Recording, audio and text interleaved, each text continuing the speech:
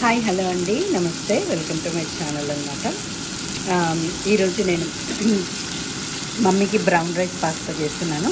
కొంచెం మెంతి కూర వేసి తాలింపేసాను అనమాట.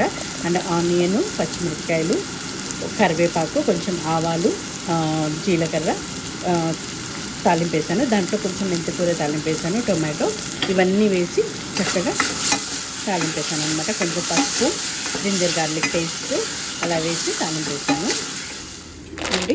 ఇది బ్రౌన్ రైస్ అనమాట, బ్రౌన్ రైస్ పాస్తా.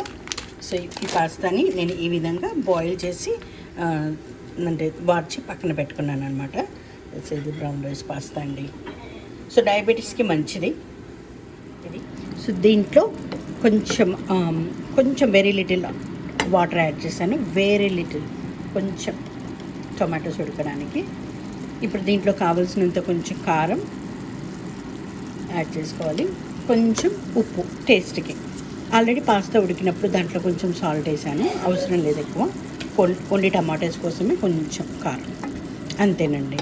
సో ఈ గ్రేవీ కొంచెం చిక్కగా ఉడికిన తర్వాత, అంటే టమాటో సాఫ్ట్ అయినాక మనము పాస్తా యాడ్ చేసుకుంటే సరిపోతుంది, బ్రౌన్ రైస్ పాస్తా. సో ఇప్పుడు ఈ విధంగా మనకి టొమాటో ఆనియన్ ఈ విధంగా ఉడుకుతుంది. సో దీంట్లో ఇప్పుడు నేను మన బ్రౌన్ రైస్ని యాడ్ చేసేసుకుందాం. ఇప్పుడు ఈ పేస్ట్ అంతా, అంటే మనం చేసిన ఈ కర్రీ బేస్ అంతా ఈ టొమాటో ఇదంతా మన బ్రౌన్ రైస్కి మిక్స్ అయ్యేలాగా కలిపేసుకొని కొంచెం ఒక 5 మినిట్స్ అనమాట, 5 మినిట్స్ లేదా ఒక 2-3 మినిట్స్ జస్ట్ సిమ్ అంటే లో ఫ్లేమ్లో మూత పెట్టేసి లో ఫ్లేమ్లో పెట్టేసుకొని సర్వ్ చేసుకుంటే సరే. ఇప్పుడు బ్రౌన్ రైస్ మెంతి కూర వేసిన పాస్తా రెడీ అయిపోయింది. సో డిష్ అవుట్ చేసుకుందాం. ఇదిగోండి, ఎంతో హెల్దీ అయిన బ్రౌన్ రైస్ మెంతి కూర వేసిన పాస్తా.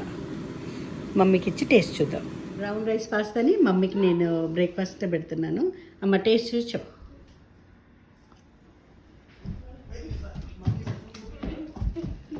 బాగుంది బెట, టేస్ట్ చాలా బాగుంది. Thumbs up, big thumbs up. Yeah, చాలా టేస్ట్ బాగుంది, మమ్మీకి నచ్చింది. సో మీరు కూడా ఇలాగే మమ్మీస్కి బ్రౌన్ రైస్ పాస్తా చేసి పెట్టండి. Thank you, God bless you. Please like, share and subscribe.